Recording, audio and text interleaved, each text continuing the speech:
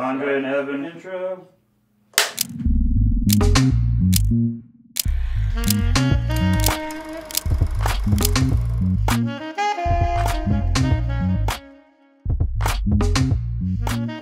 It's the Point Forward Podcast. Evan Turner, Andre Iguodala, special guest, three-point god, Stephen Curry. It starts with like my family and just how weird it is to be like the veteran in the room now, to have a wife of 10 years, kids 9, 6, and 3, having grown up in the league with my dad and my mom, kind of showing me the ropes and figuring out my own style and lane of how I wanted to live my life as a professional basketball player, but outside of that too.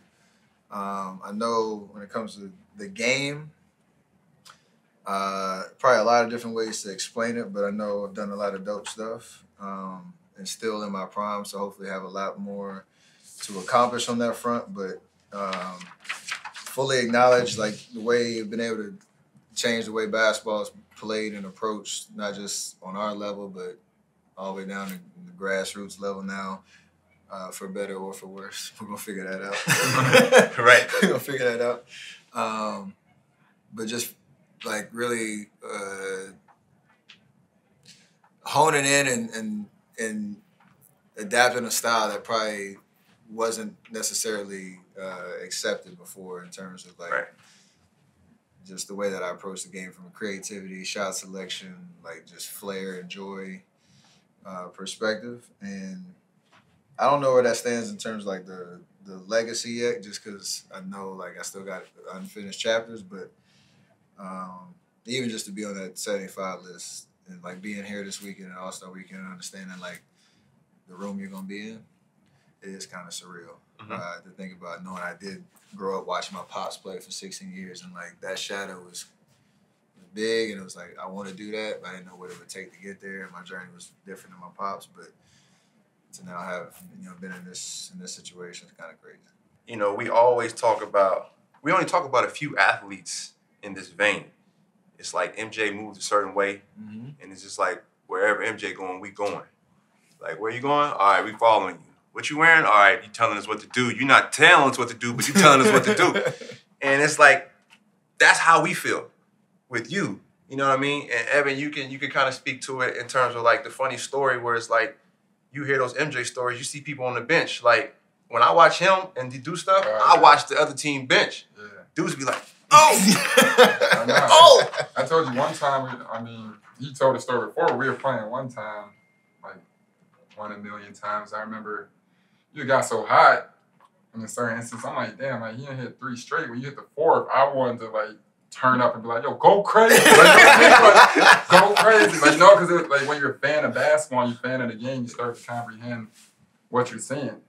As a fan and as a player, you always appreciate it. So it's always been that part where you can, really remove yourself with the game. And, we're all, at one point, we were all high-level basketball player and, big-time athletes. So, you can really appreciate what you do. I feel like that, not on your level, but I'm like, yeah, I'm nice, but I ain't like them nice. Right. And they be like, that's why I'm regular. I'm like, no, I humble myself because, like, yeah, I'm really good. I had an amazing career and I can do a lot of dope stuff, but like, I ain't, it's that fine line, and I ain't really get up there. And I'm like, I just appreciate what it is. Like, I can identify, like, yo, it's a different level. Yeah. And y'all better appreciate it.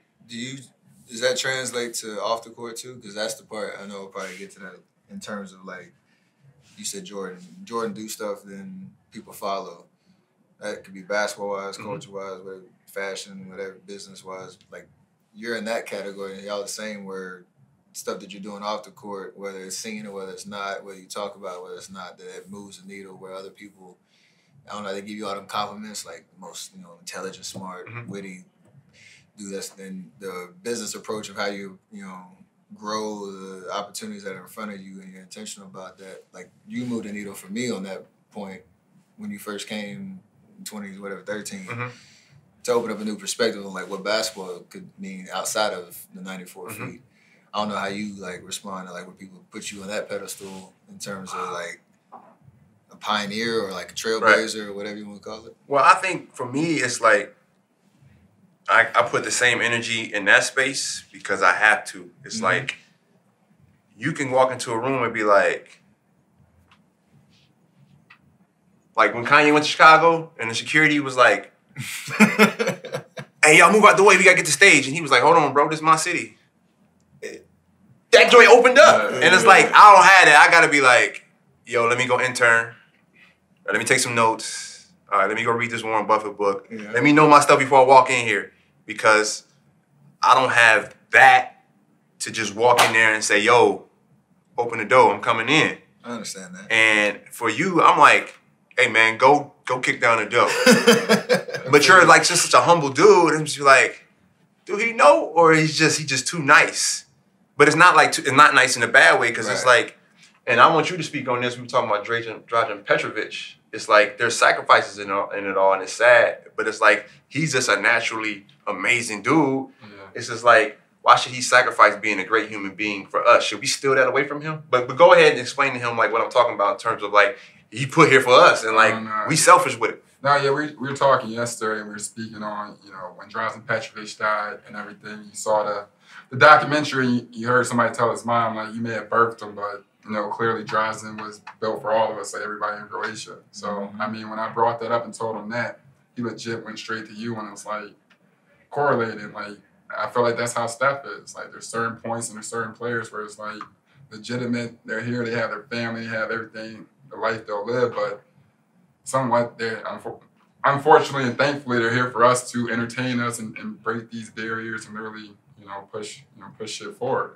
And, Dre jumped out of his seat when I said that. I was like, that's exactly stuff. 1,000% stuff. But I remember before you got to this level, you and I always had a decent rapport, just saying hi and stuff like that. And I remember during a time where I don't think you'll forget. Obviously, it's your first time resigning, so it's you, Ty Lawson, and Drew Hodder, Ricky Rubio. And Ricky Rubio. I think y'all are all going through 4 years, $44 million. Did you get 48? No, I was on the boat. I was the 44. Drew got the 48. I got the 44. Ty got the 48. Drew took the 41. Yeah. Oh, yeah. I got 44. So okay, yeah. I remember seeing you after that and congratulating you, and I'm like, yo, congrats or whatever. And during that time, I knew it wasn't so much sold on because your ankle injury. Yeah. Like during that time, we always talk about the confidence and someone on the court. Like during those times when you're hurt and trying to bounce back, did you ever think it'd be at this moment when you correlated with Kanye trying to believe where he was going to go? Did you ever think like, damn? Because people were to a certain extent, when you get hurt you don't play at the highest level, they forget super quick. So I knew you're always a big deal, but the hype train to be like the GOAT point guards wasn't, it was weird because that moment, like, I haven't been around the league. I think it gave me a head start on just the perspective of what we were doing for a living and how meaningful, like, any type of contract negotiation where a team's, like, coming with something. It just, in my head, I approached it differently. And it actually kind of goes into what y'all were just talking about. I'm in training camp. Mark Jackson's in there, and he's like my biggest supporter and hype man in terms of like my potential and like what I can do. But he knows like there's a lot of uncertainty around my health, around just where the team was trying to go, front office decisions, all this other stuff.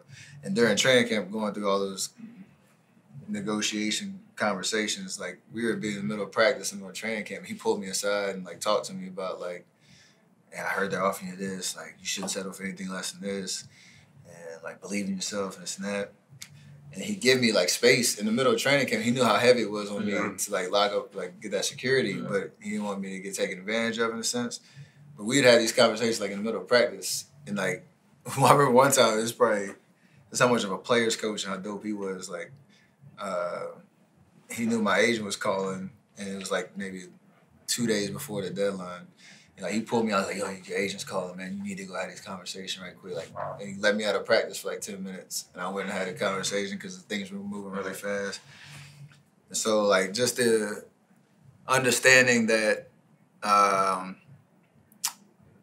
fact that round ball and what I had done up until that point was going to secure, like, a financial future for, like, just my family, just what it was in that moment. Like, $44 million, I was like, it's dope. I started counting. It was the max 80. All right. damn, I want as much as I can Right, get. right. But it was part of just like the principle of not counting other people's money that I really had to like remind myself of, you know, what was in front of me. And then two, there's just something in my spirit that you knew this wasn't the end of where I was trying to go, and I just needed a little bit of breathing room to get healthy, to get right, and then I'd be able to prove myself, you know, with that security, if you will. And so that's how that happened. And, you know, at the time I told myself, I'm gonna make this decision, I'm gonna do what's right. I'm not gonna regret it ever. I'm not gonna be a moment in these next 4 years where if I take that next step and that next step, I'm looking back like I made the wrong decision in terms of leaving anything on the table, because it'll all come back around. Thankfully, it has. And it was a very monumental decision in terms of everything else that happened around it too. It's the principle of like, whatever was on my spirit at the time unlocked everything else. This man coming in, the fact that, you know, we won the championship in 2015, had room to make moves the next 2 years to keep the train moving, and then, you know, kind of the rest is history. So it's wild to think about all that went into that like 4-week period where struggling to figure out what I wanted to do. It's all perspective though. Right, and that leads me to my next point. So it's like, I want to tap into I call it your Sasha Fierce, right? That's on and off the court, right? So like,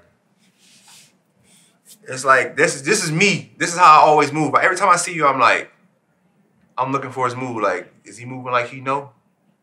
You know you can't be fucked with, right? How you moving today? You need me to let you know? Like, you know what I mean? So like, who is like, because I get it now. Like, you just made it clear to me, like, you're that humble side is what grounds you and keeps you pushing forward. Like, be thankful, be grateful, and just like, you know, you are who you are. Like, you shouldn't have to change yourself for anyone. Mm-hmm. Like, and now I get it, because I ain't gonna shut up because I don't care what y'all gonna say. Mm-hmm. So it's a different perspective that I respect. But like, who explain or describe to me who your Sasha Fierce is? Like, what are you thinking when you're in that mode? You're invincible. Like, I don't know how to put a name to it. Everybody says it's the Wardell in me. The family bloodline, I don't know, but it is a supreme confidence that's based on the work that you put in, obviously, but it is a supreme, like irrational confidence that is one of the best feelings in the world when it comes like on the court, like how you express yourself. And like my favorite part was Kobe. I want to say it was my second year in the league. We were playing a home game, and he was on the bench. I think they were beating us by 10 or 12, but I was still going, like, just trying stuff. I hit a transition three, came back, and I hit like this little tween, like spin move, and I hit a step back off the glass. I didn't know at the time, but I went and saw the highlights after the game. I hit the shot, and like Kobe's kind of right in the view of the camera behind me, and he like mouthed to some of the what's the big man from Gonzaga? Ronnie Turiaf. No, bald-headed dude. Man. Light-skinned dude. Yeah, the Snoop Dogg tag on. Saturate, right? Saturate. That was weird. He was like, that motherfucker's nice. He mounted and they caught it on the camera. And somebody sent it to me afterwards, like, yo, he said that about you. And then he went on to like talk about like that silent like killer instinct vibe, that it doesn't have to be rah-rah, like talking trash in your face, but it's something that you see in your eyes and the way that you move that came out, and he respected that and they recognized that. And that to me was like the ultimate like gas in the tank of, I always had it, but when you get to the league, it's just a different experience, a different level when you're playing against the best of the best of the best, and you know like what it took to get there. So I don't have a name for it. It's a supreme irrational confidence that I hope I never ever lose. I don't think it's irrational for you, because we got a segment called Unreasonable Doubt. Unreasonable Doubt, which is irrational confidence. Okay. It'd be like guys who is like, man, there's no way you should be shooting that. Every video I get tagged in? Right, like, you should be doing that. But it's like, you need that. It's like the famous Jay-Z line, sometimes you need your ego. You got to remind these dudes. Like, you need your ego. And sometimes you need it in your worst times. It's like you doubting yourself, and it's like, oh, well, hold on, wait. I know who I am. Like, I've been through it. Like, you've seen me go through it in the game. You be like, yo, well, you all right, man? You know how good you are? Like, get through it. And, like, I remember that moment. I'm like, my bad. I'm like, damn. All right, snap out of it. Yeah. Like, you need that. So do you carry that off the court, or do you just keep that for the court? That invisibility. Mostly for the court. Mm-hmm. And I don't know, because it kind of goes into, like you said, like what you put into anything is how you do everything, right? Like in terms of work ethic, the foundation for how you express yourself in all different facets of your life. But I don't know. I just try to be like as consistent as possible across the board. But there is another gear on the court that is just from that environment that there's nothing like that. And even 13 years in, still got it. Still got the fire. And you do have to get reminded from time to time. We went through that during 17 through 19 runs where, like you say, you had to bring your ego to the table. There's a part of that was almost like if you skipped over that part of the secret sauce to our success, because we all were nice. Yeah. Like everybody was nice for different reasons. Yeah.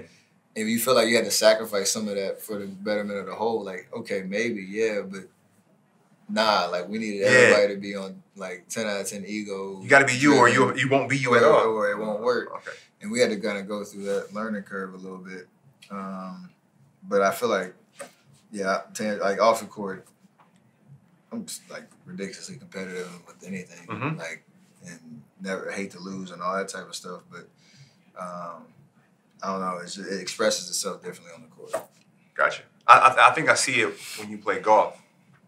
I got another gear on that front. Like when we play golf, fam, like people are legit like nervous around him, and like he sees that. Turn a scratch into a 6. He sees that.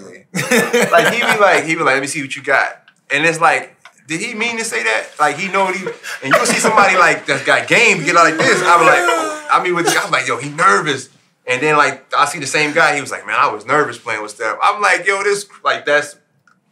that's what we been trying to figure out. And I've seen it. It's like, you know, when people see MJ, they get nervous a little bit. And I'm like, you know, when they see Steph, he's just so humble. They don't get it. They take it for granted. But one time, go play golf with him. One time I was playing golf, and I didn't really recognize. I knew, like, you could change somebody's performance just by your presence there and all that. It was funny. But I was playing with this CEO from who was in Tahoe at the Pro-Am. This guy that runs one of the casinos in Vegas was in our group. And it was like on the 12th hole. And we were playing well. Like we thought we was going to win the tournament. So everybody put it out, and he was the last one. He had like an 8-footer for birdie. So I remember writing scores. I'm like, all right, are you out the hole? I got a bogey. Hey, what's this for, man? He said, it's for birdie. I was like, oh, we need this one. And then I just stopped and looked at him, and I didn't realize no more. Well, I tell you, that joint had no chance of going in. Yep. So my boy Stoney, he looked at me, he's like, yo, did you realize what you just did? I'm like, nah, he said, you just put so much pressure on that, man. You remind him of y'all need just you. my comment was like, we need you. And I just stopped and looked. I was competitiveness in the moment. I was trying to hype him up. Did the exact opposite. Right. He probably was sick to let you down. Like, I had my one chance. Like, he probably was sick, bro. Sick. And I want you to kind of speak to this, but one of my favorite Steph stories, Draymond is going to be so mad at me. Uh-oh, here we go. But we were in Portland, and you were just coming back. Like you were out for a minute. It might have been in the playoffs. I think you might have been out for a couple games, and you came back. Right? You wasn't in Portland yet. I wasn't there. You wasn't there. I wasn't there. You weren't there. So we run through everybody in the West multiple times. So so you like a horn or something. We ran through all them. So like he's just trying to getting his legs. He's figuring it out. Like, you know, he gonna get his attempts. Yeah. But then it's regular to us. Like, you know, we were laughing about it the other day. Like, he got that look in his eyes. I'm not going back down on offense. I'll just catch y'all on the way back. Yeah. Like he got to get his attempts. All right, and I get it. So he hadn't gotten to his groove yet, right? So he might be, he 2 for 12 or whatever it is, right? And Draymond started getting Draymond. Hey man, it's the Warriors. This ain't just a Steph Curry. It's a Steph Curry show, but it ain't just Steph Curry. It's the Warriors. And I'm like, Draymond, like, chill, man. Just let him, like, shoot it up. No, G, we working hard out here too. I'm like, yeah, fam. But like, that's how, like, he gonna get it. And he was like, no. I'm like, fam, like, just let him and Clay do their thing. Especially him, like, let him do his thing. Like, that's like telling you don't go rogue on defense. Like, you go rogue on defense, and we gotta adjust to you going rogue. That's what it is. So Steph took another shot, and he going crazy. And you know how it is with Draymond. He could be going crazy, and we look at each other like, yo, who he yelling at? Because you don't know. Like, he's just loud. So like, he looked at me one time, I was like, yo, who he yelling at? I'm like, I don't know who he yelling at. He was like, Draymond, what you say? He was like, man, it's like, dang, you took a bad shot. And he looked at me, he was like, hey, I'm going to shoot it again. Fam. And that's it. If you could have saw my body language when he said that, he was like, I'm about to shoot the next one too. Fam, my whole body was like, yes, let him know. And we on the same team. I'm like, yeah, that's what the fuck I'm talking about. Shoot it every single time. And then he, like 2 minutes later, he scored like 15 straight. The game was over. I mean, you got you a ring eventually. Nah, this was like, I don't know. This might have been the second ring. I don't know which one it was, but it was like, that's when I was like, oh, that's what I was waiting on.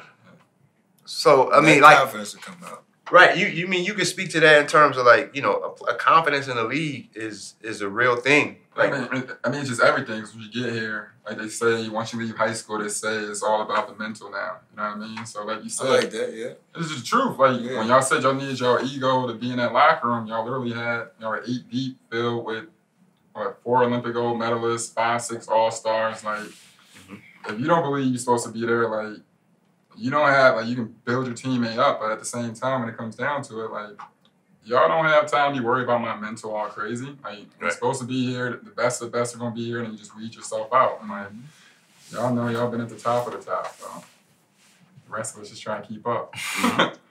So you've built all this.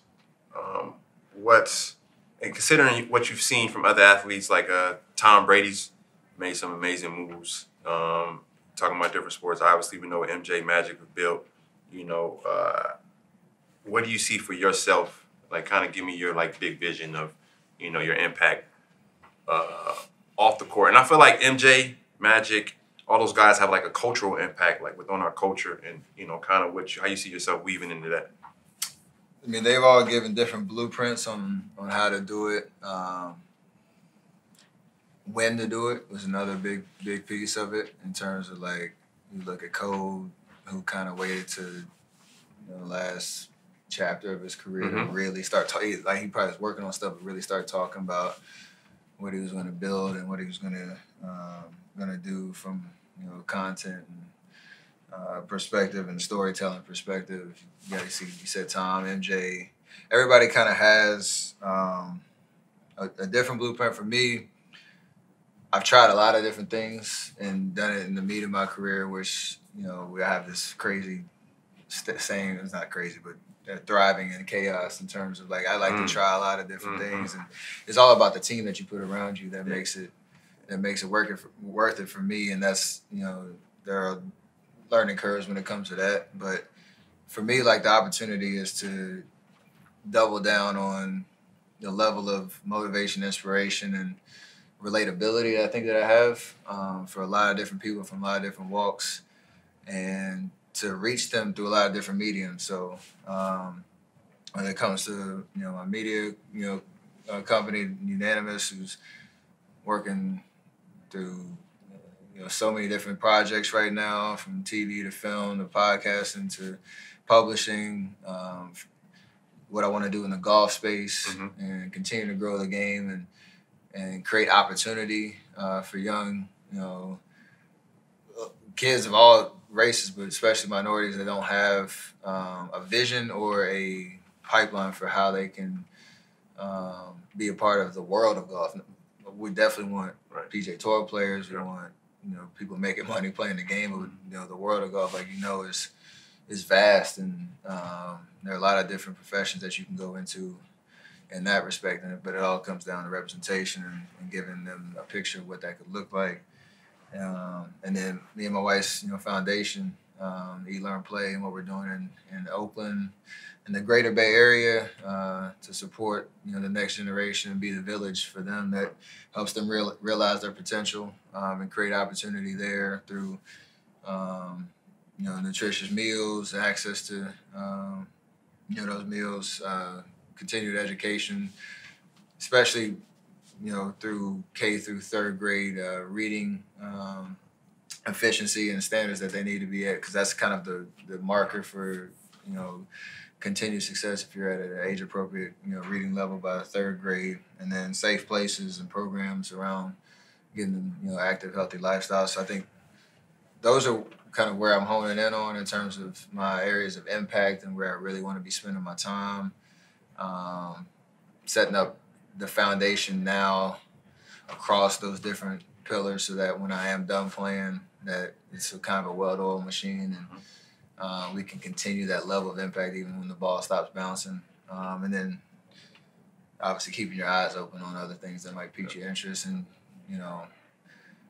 like you said, the access to people that, have either dedicated their lives to these different industries or fields or, areas of impact, being able to hopefully tap into those relationships and not feel like I have to reinvent the wheel, but can do it, my own way.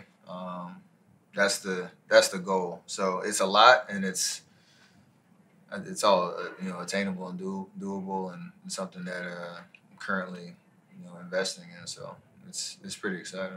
Now I want to dive deeper into the foundation, because it's like people, if they aren't like directly there, like they can kind of miss it. But like I've actually seen it, and like I don't know why I'm drawn to it. I'm like, yo, this is powerful. Like you're really feeding kids, and like kids are actually engaging with, like, whenever they see you, like that you have that effect too. Like I'm very protective of you, so I'm like, do y'all know what we dealing with here? And like you're like when kids see you, like they sit up, like there he is. And with your background and where you came from, it's like you really didn't see that. So like when did it trigger, like, I can be impactful here and this is how I'm going to move and change these lives? It happened over time. Like I grew up watching my parents in Charlotte. My dad opened up a bunch of computer learning centers for middle school to high school age kids. So me and my brother and sister used to volunteer there all the time. He propped up probably 8 of them while we were at similar ages as the kids that they were servicing. So that kind of laid the groundwork of like, oh, he's playing in the NBA and he has the ability to give back to the community that supports him on the court and do meaningful things there through his foundation. So that kind of set the tone. And then with me and my wife, we both had interests that we supported early in my career, and when we both moved out to the Bay. And a lot of it was centered around just the family dynamic and how can you support the next generation of kids and parents. Our tagline is talent is everywhere, but opportunity isn't. And Aisha was very passionate about ending childhood hunger. She worked with an organization called No Kid Hungry for a long time. Was a spokesperson for that foundation for a long time, and you started to realize like the reach that we had to galvanize a collective awareness and investment into being the village for those kids. And I think that kind of started around the first championship, where literally anything you said started to move mountains, positively and negatively. Yeah. And kind of understanding the power of where you show up and what you say and what you drive attention to. And then it's just about being very specific about what you want to do and how you want to do it, and developing that strategy and that plan. And so together to be able to do that, it meant a lot. And when we launched, the timing was crazy because we developed those 3 pillars as our areas of impact, and that was 6 months before the pandemic started. And so when you think about how many kids rely on schools for meal programs, both breakfast and lunch, and that was cut away almost overnight in March of 2020. We launched the summer before in July. So we were able to spring into action really quickly, and over the course of the last 2 years, almost over like 19 million meals that have been donated, and some amazing partners, and working with the Alameda County Community Food Bank and World Central Kitchen to distribute the meals, make sure they're getting to the right place at the right time. You're able to make sure that produce that was spoiling on trucks when the supply chain was all messed up, trying to correct that, and even opening up restaurants to get some of the workforce back in during the pandemic and all that. So we were able to spearhead a lot of that movement early, and you saw the net effect of it pretty quickly. Shout out to my favorite restaurant, International.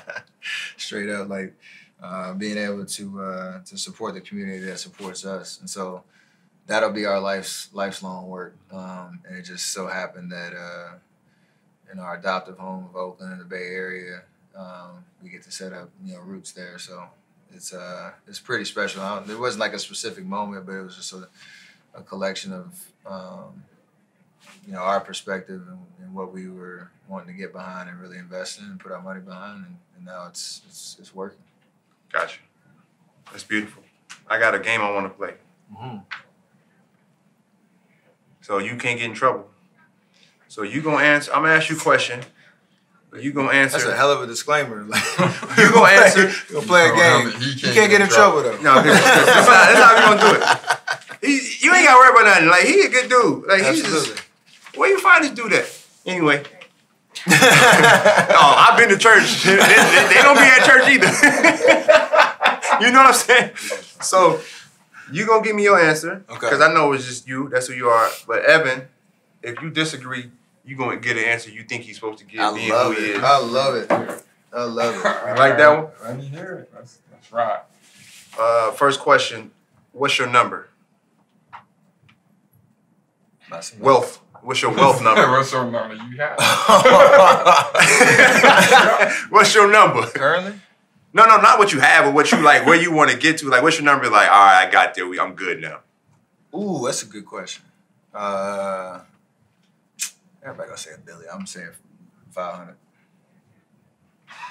That's why I'm playing the game. Like $1 billion, $2 billion. That's what you gotta be more determined. If you gonna counter me, you gotta be more convinced. I think $1 billion. Like you said, 500. Like mad casually. That's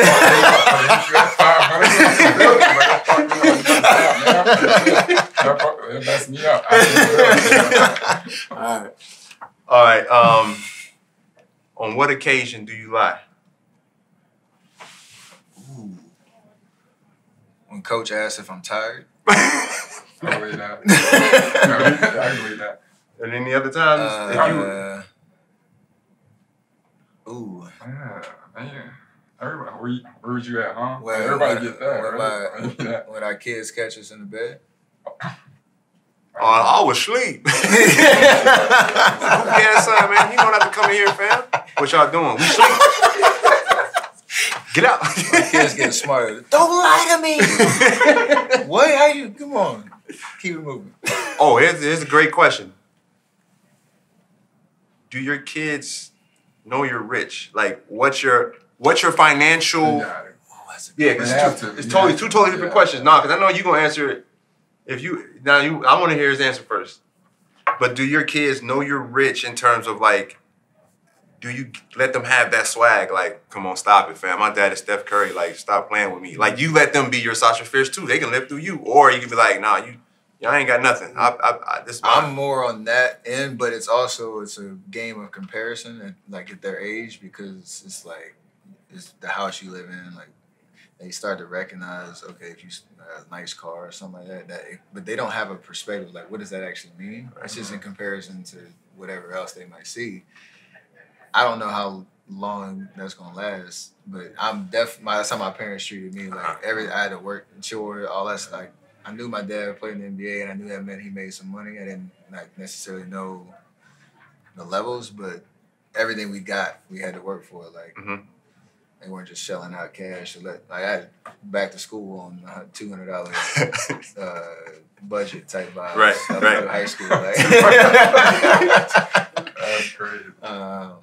Then they did splurge, like when I got a senior, I got a car. So like it's like the back and forth of like giving them good experiences and making sure their roots are straight. So I'm more on that front. Like y'all don't have anything, this is ours type vibe, but it ain't like a drill sergeant Right. like type vibe either. So that's my answer.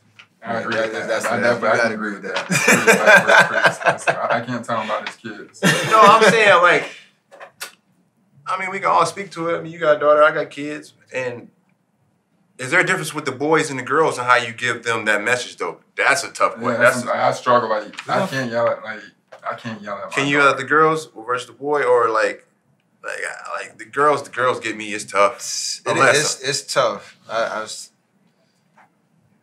It's tough. I'm still like, it's the normal, like, because I'm gone a lot. I'm still super dad. I can't do no wrong type vibe, and unfortunately, my wife gets the brunt end of the attitude and all that type of stuff. So I still can kind of come in, like, lay the low down and get out real quick.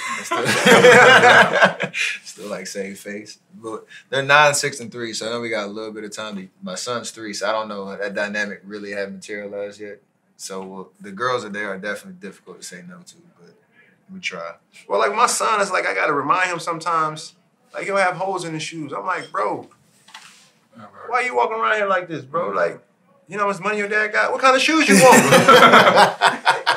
And he be like, I'm cool with these. I'm like, fam, you got on Under Armour pants, a Nike hoodie, and some Reeboks. Like he cross matching everything. He's like, I'm cool. I'm like, you just trying to give him game though. You're not trying to like.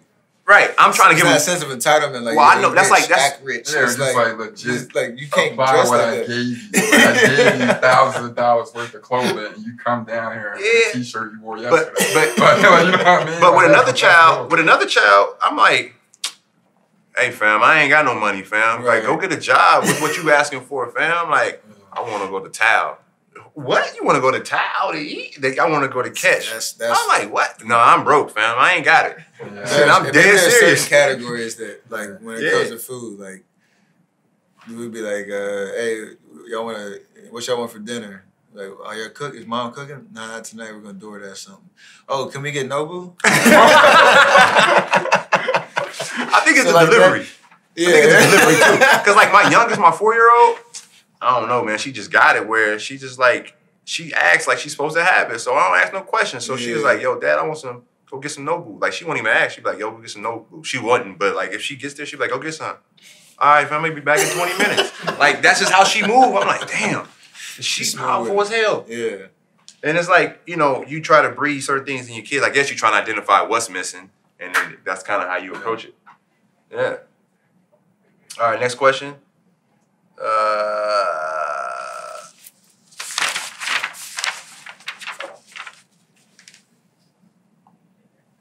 What's one OCD habit that you have? I mean, you can decide if it's true or false, right? Since you know him better than I know him. I don't really have any. I got a lot of superstitions, but not like OCD habits. I guess I'm very. My therapy at home is like to organize, but it's not productive, if that makes sense. So you spend 2 hours like cleaning your closet, but then you look up 2 hours later and look exactly the same as you did before. But I need those moments of just mindless work. Mm-hmm. I guess that's as close to like OCD-ness, but I got more superstitions in terms of like the day-to-day routine and pre-game prep and stuff like that. So the mindless work of either doing laundry or just organizing stuff, but not really organizing anything. Where's your attention at when you're organizing? Because I know where mine is. I'm on golf. So, man, listen, fam. This be most of my arguments.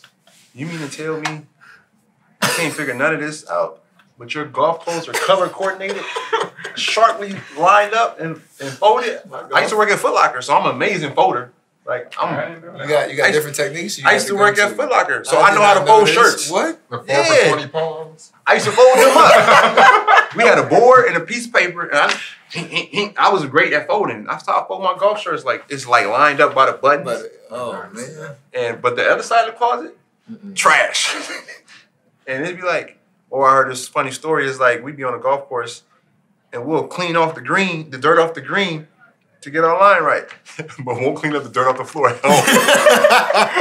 That don't even make sense. You know what I'm saying? It's an addiction. For sure. Favorite fashion piece you own? Because you just on the cover of GQ. You know you on the World GQ? That's why I did it. That's what I'm talking about. You heard what you said? No, yeah, I'm on. Somebody told us like, wait, this is the World GQ. I'm like, oh, damn, okay. No, he knew. It's like that. Yeah, he knew. That was big time. That was big time. The World, Craig. You in Kazakhstan and everything. Congrats. All right. So coming off that, your favorite piece of fashion? Does jewelry count? Jewelry counts. Yep. And don't say that Versace. Put head to toe. All right. Yeah. That was fire. You was like, don't let me lie. It's all my jewelry. I say that because I don't have a lot. I have very specific pieces, but also, I think I've only bought maybe 3 or 4 on my own. It's usually a gift from my wife, and just it's not because she's in the room right now, but it low key like I wouldn't have the right pieces. Yeah. You know what I'm saying? No, I get taste that. and yeah. So I have a very coveted collection of my pieces. One's got my necklace with my kids' names on it. I got like some I saw that one. 2974 3-point record bracelets and stuff. Like it's very thoughtful stuff that I'm starting to get more comfortable wearing a little bit more. So in terms of like Black empowerment, empowering our youth, one of my favorite commercials at the Super Bowl, and I don't like bringing his name into your conversations because people always try to compare y'all, and y'all gods in your own right. You know, I only give certain guys the title God. It's only a few, but LeBron's commercial, his crypto commercial, Crypto? Oh my God. that was my favorite commercial. What? Of the Super Bowl, and it was like he was talking to his 17-year-old self, and he was kind of like breathing it into him without giving him too much. Like, I can't tell you what's about to happen, but you built for this. He was like, sometimes that's all you need. So the question would be, one piece of advice you would give your 13-year-old self. To be yourself. Like, 13 is a very, what's the word? You're a sponge at that point in your life. You're very influenceable. That's not the word. It's not good grammar. But It's low-key scary for a parent to have a 13-year-old. Yeah, that's what I mean. Like when we're all made different, cut different, with God's giving us all different abilities and gifts. And you may not be able to like define it or identify it at that time, but you know what makes you different in a way, based on your friends, your school classmates. Like there's something about you, the way you approach life, the way you think, the way you talk, the way you dress, the way you just move, the way you treat people. Something's different about you. And hopefully it's something positive. Embrace that and stay true to that, no matter what room you walk into. That would be the best advice. And then just stay learned up on, like, kind of what you were talking about. Like, you're at a whole different level than a 13-year-old. I'm talking about, like, try to be well-versed into, like, the room that you're going to walk into so that you're prepared for whatever the conversation might be and able to present your best self in that way. Yeah, because, like, I didn't know that I was doing this. I didn't know I was manifesting this, but like I grew up in right by the project, so I was around Black kids, so I had to exist with them. And then I was in class with all white kids because I was in like the advanced learning classes, and I'm just maneuvering in the different areas that I'm in. And as I'm getting older, I keep doing the same thing, and it's like it is today, but I'm not knowing that till actually like right now, like that's what I've been doing my whole life. So it's kind of like what you're saying, like just be you, and you'll figure it out along the way. And that kind of takes me to, you being young, and we have a conversation about talent and skill. And I want you to chime in this. Are you skilled, or are you talented, or are you both? Like, I don't know what box to put him in. Definitely skilled for sure. But man, he can do like, you can hit a golf ball like a professional. I seen you bowl like a 250, and this was the first time I ever seen you bowl. We just pulled up to the bowling alley. Seen you throw darts at Bandon Dunes in a random in a 20 capacity person club. A caddy bar. Yeah, and that's a talent to be able to do all those things. Like I seen him throw a pitch. I seen him throw a football. Yeah. Like Draymond might be the most successful non-athletic athlete in the history of sports because his brain is just so tied into like he can figure out like this is how you win. He's an ultimate competitor and his IQ would take him to win. Mm-hmm. But like Paul George is talented. KD is talented. Kyrie is skilled and talented. Yeah. Like I don't know how you break down the pie, but I would say majority of it in the beginning, it was raw, natural athletic talent. Mm-hmm. So I'd probably say like 60-40. You think you are 6'3", 6'4", you taller than people think. That's why I love when... The fact that you said, I'm going to take it 6. I cut my hair off. So. Back to 6'2 1/4. And you have this thing where it's like, you have an edge to it that people don't quite see either. Because Kevon Looney's super smart. And he broke down something to me one day. He was like, yeah, man, 30 be feeling himself too. Wait till he play against a North Carolina guard. And then my brain went, I'm like, he was like, remember we played that one specific team? And he always get 40? Yeah. Like he going, and then he asked you about it and you were like, yeah, it's something with North Carolina guards.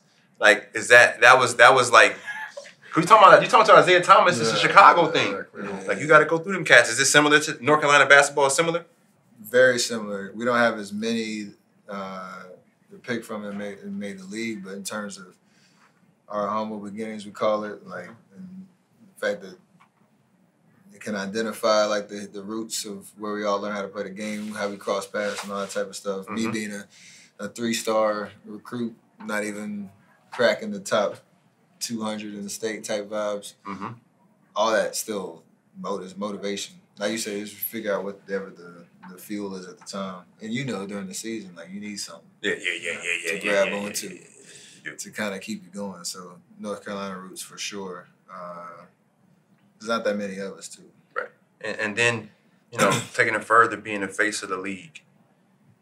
I guess it's a 3-part question. When did you know you were the face of the league? And tell me the things you like about it and the things you don't like about it. I mean, the MVP championship first year. Yep. And then flowing into that next year, we started 24-0. Mm-hmm. That was ridiculous. That shit casual. No, that was crazy, bro. That was ridiculous. That was crazy. That was a crazy run. That's when I really noticed things were different. Yeah, it looked different from a distance. It was unreal. That was crazy. Well, I was happy for you as a friend. I was like, damn, good for him. It's not happening for me, but fuck. Good for him. I'm going to throw a question back after I answer the other 2 questions. Okay. That was when I first recognized things were changing. Wait, what was the second question? What I like about it. Yeah. I like the fact that you go into any arena and it's always going to be live. Mm-hmm. Like, even if it's Mm-hmm. low market team on a Tuesday, it's still going to have a different energy about it. Mm-hmm. I hate the dynamic pricing of having to buy tickets for everybody. Bro, that is getting on my last nerve. They really make this, they kill you for being successful. You know how much it costs $60 when some other team come in. It costs $350. Normally, when you go to like Indiana, OKC, you get a Adam, ticket for $100, right? And tickets is nothing. Like I can get a great seat for $100, and then I'm in Indy. My whole family coming. I got 12 tickets. All right, $1,200. I can live with that for 12 tickets. But when it's like I need 12 tickets and they like 6,000, I'm like, imagine trying to see 12 tickets. Like you buying 12 tickets and you know they want to see Steph, and they didn't come to see you, so you literally like. 3,600 in a hole. And it's like, man, it's all bad. Say less. Absolutely less. This will be a birthday present, Christmas present. Say less. But you know what I mean? I'm sitting there like, bro, where were you at this whole time? That's a good point. I never even thought about it like that. There, like November 26th, and you like, all right, we must be playing Warriors. You know what I mean? So I'm sitting like, November 20th, now I'm gonna come back like January 15th. You like, damn, like what? How they know the schedule that good? Yeah, you know, all right, bet. And then I just started realizing, like, okay, it's one of like 3 or 4 people pulling out. I mean, good for y'all, but like, it's just like, man, I learned something today because that's so true. I ain't never thought about that. No, it happens all the time. And like, it's real. Yeah, good for you, bro. That's hilarious. think about that? Oh shoot. Yeah. There's a whole lot of other things not to like about it, just in terms of your anonymity at times that you wish you had it back. Because there are, the spotlight, and like I said, anytime you say something, it's gonna get overanalyzed or hyped up or taken out of context and all that stuff. There's power that comes with that too, so I can't necessarily be all the way mad at it. But my question back was like, you still believe that, or is that? Do I still believe? The face of the league question, because I don't even know how you established that, but in terms of like the pre-2015 to now, ebbs and flows of like maybe three guys that kind of pushed or would hold that crown as the face of the league type of conversation. Obviously, the MVP of every year is relevant and important for obvious reasons, as they should be. But how do you even describe what that actually is? When I'm still with the union, I'm first vice president, and I pay attention. And when I have a conversation with the executive director, and she dropping hints here and there, like, thanks guys, talking to us like, revenue's up, TV's up, and your numbers show, your guys start has a big part of that. Like that's like, you being nice, but yeah, we the reason. Oh, okay, that's all right. We good. Yeah, it's back where it's supposed to be. That's how that's how I quantify it. I want to figure that out because I agree with you on that. Yeah. I think sometimes too we say face of the league or whatever, but I think like people get to a certain point where like awards don't really mean much. So not my opinion, like because there's a certain point where Brian had won an award 4 times and he just wasn't getting it. Like you understand what I'm saying? Eventually. Shout out to Jokic, but like when it comes down to it as well, like there's a few people in the league now where it's like, I don't know what your house look like, but do you even want the award? Like, you know what I mean? Like you're not missing it. Like that's real tough. You're at a certain level where it's like, bro, I won it twice. I won it unanimous. Like when we say number, not even like points, but maybe just like happiness and like suffice. I know you're not like you got all the love you basically want. Like that's a number when you break it down. In my personal opinion, it's not even like billions. It's like, all right, where can I just walk in and like whatever they tell me means absolutely nothing. It's like what I think. Like you know what I'm saying? Mm-hmm. And I feel like an MVP can't tell me. Like Jokic was MVP last year. Like I'm gonna take you first, second, and third. Like that's no disrespect to him. It's just the game, comprehending the game and comprehending. Not like a love fest or stuff, but like what's bigger is just the truth. Like, and that's it. So I think. I'm not telling you anything besides that, but like take full throttle. Like another MVP or not, you don't need an MVP. Like the face of the league that's just. I feel like that's your stamp. That's your Wikipedia. That's official. That's bigger. You don't even need an MVP award. That's like you understand what I'm saying? Like Brian was able to do that. Like you know what I mean, MJ. But shout out to you again, bro. Hey, can I get that? I need that 90-second clip. I need that cut. Yeah, we gonna ship that off. You can have it. Transcribe. That was that was appreciated. We built. I'm having him write up commercials too. Yeah, I can write your intro, your bio. You heard the wedding speech? The GOAT. And that was just off like 2 minutes. Did you get that on film, by the way? I don't think so. I don't remember that. I don't even think we was ready for that. Yeah, I wasn't ready. No, y'all were definitely not ready for it. It's just, can y'all find some clips of this? I want to look for it, yeah. The greatest. I remember being shy that night. But I guess you saved all your just that moment. Yeah, the bullets in the 98 degrees. No, you were lit outside. that night, I was, bro. yes. You like not lit like in a negative sense. It was hot out there. It was hot as hell. I look left. I'm like, why are you sweating and dancing? I'm like, choose one. Stop. Like, that thing was in the middle of a club. Why are you sweating? Bro, they come sit down. It was hot as hell. I thought you was gonna pass. You was beat red. I'm like, oh, that skin finna go. That gonna come back with. You know what I mean? But we made it out of there, and that was a beautiful wedding. That was a legit wedding, too. Bro. Shout out to everything about that wedding was beautiful. Everything. I appreciate you letting me be part. For real, I do. Yeah. Amen. For real. Amen. When they ask you, like, later in life, like, anybody, yo, who was your hardest matchup? What would you have to say? Or, like, who would you say, like, if I had to highlight or I look back on it, like, this is my battle I always appreciate, like. It's like 3 guys. Now, it might be like maybe Brian, but I mean like No, like okay, like whoever guarded me for the majority of the game was always Drew Holiday, Drew, yeah. Avery Bradley, and Tony Allen. Oh wow. Those three were like got your attention every night to like Avery you gotta Bradley. be locked in. He's a bulldog, and Drew was just ridiculously long, strong, athletic, good feet, like smart, everything. So those three, yeah. I watched my first like defensive highlight tape of him in the playoffs last year.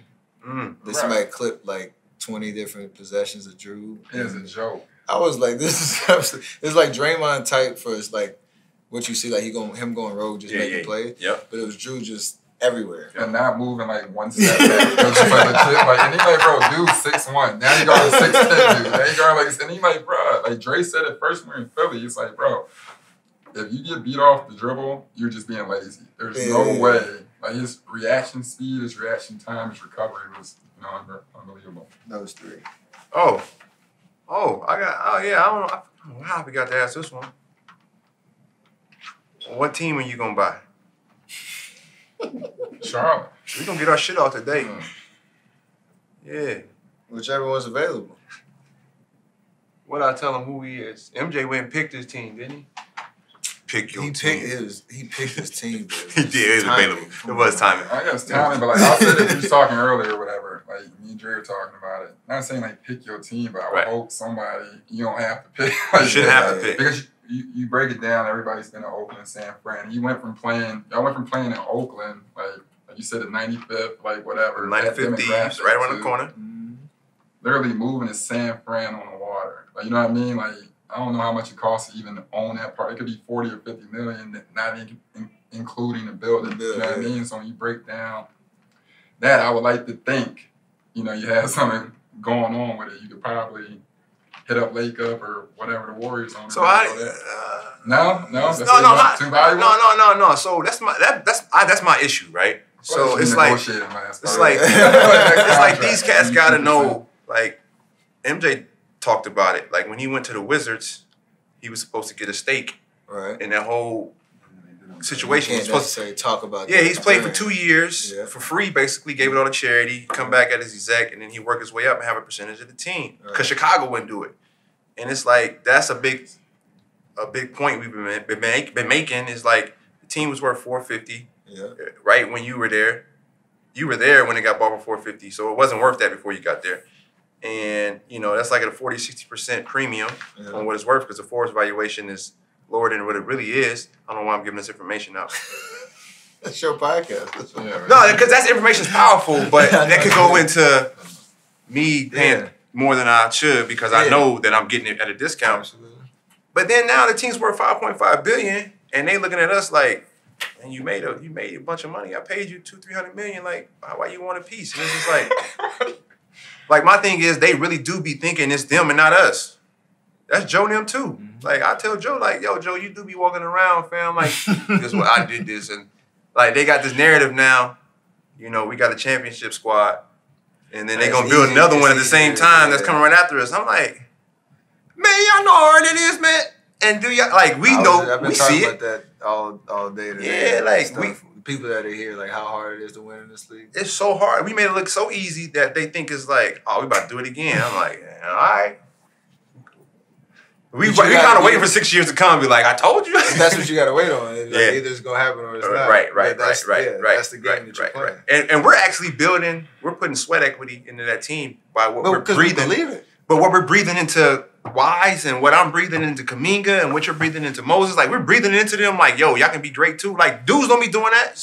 You have bad vets. For sure. So that part is so damn true because like, not saying if we're all gone, they're going to win a championship. And if they don't, then we're a failure as their vets and all that. Right. But like for them to just be true professionals, like that's not a guarantee either. Like in terms of the young dudes that come in the league and what it takes to establish yourself on this level and all the nuances you need to get game taught to you. Like if you have vets like us that are willing to do that, go out of your way to do that, and even though it's not a part of the nature of the game, like we got to worry about ourselves and our own performance and all that. But that doesn't mean necessarily we win a championship. But it's our job to help Right. them become true professionals. What they do with that, Right. Right. time will tell. But Time will tell. I can say there are certain players, if you end up in the wrong organization, that determines the fate of your career.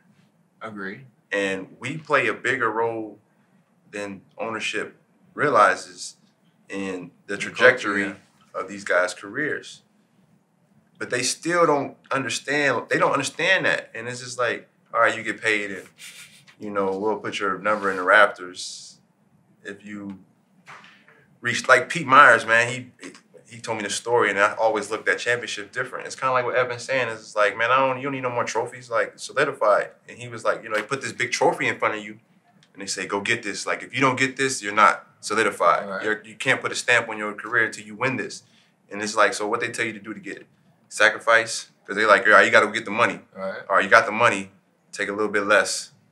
That's always part of the conversation. So that's a question I have for you. Did your last contract when you signed for the Max, did they ask you, did you want to help out by leaving a little bit less? For somebody else? Yeah, I know the answer. I just want you to answer. Well, the year before, I was eligible for the extension 2 years in advance, right? So the 3-year extension with 2 years remaining. I mean, it was one before that then. You talking about the first one? The first one. So right after 2017. 2017, Yeah. they asked you, would you take Well, like part of it $2 was million less? my nature was I was inquisitive about what's the cause and effect? If I give up X number of dollars, what does that mean for what you can use it for to sign who else, or does it make a difference or whatever? Where CBA works on, it doesn't make any difference besides just the tax number. Right. And that's it. So that wasn't really relevant to me. So easy decision. The same one, I was curious again, like, has anything changed in terms of how that manifests itself in terms of our ability to sign anybody else? Not how much it's going to cost, but literally our ability to do it. Because if you're under the cap, if you're signing your own players, the bird rights and all that, doesn't matter. Right. So once I answered that, it was easy. So no. So who should be sacrificing for the salary cap? Us or them? Because you're just paying more tax. Yeah. And if you're paying more tax, you're trying to win, and it all comes back full circle. So either y'all pay more tax or give us equity. That's how you beat the tax question. Yes. Long-term asset. Am I right, T?